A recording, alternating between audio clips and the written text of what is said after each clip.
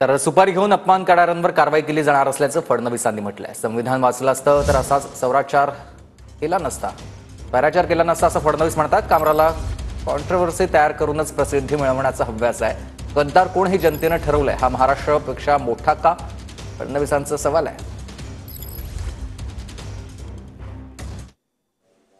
जर कोणी काम करत सुपारी घेऊन जर कोणी काम करत असेल, मला आश्चर्य वाटतं।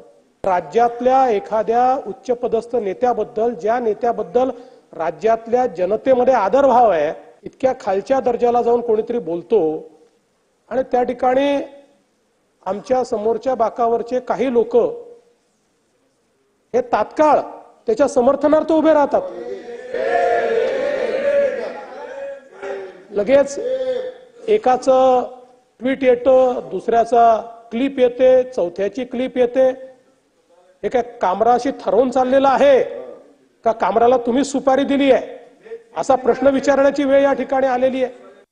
हा जो स्टँड अप कॉमेडियन आहे कुणाल कामरा, मुळात या व्यक्तीला एक प्रकारे कॉन्ट्रोव्हर्सी तयार करून प्रसिद्धी मिळवण्याचा हव्यास आहे।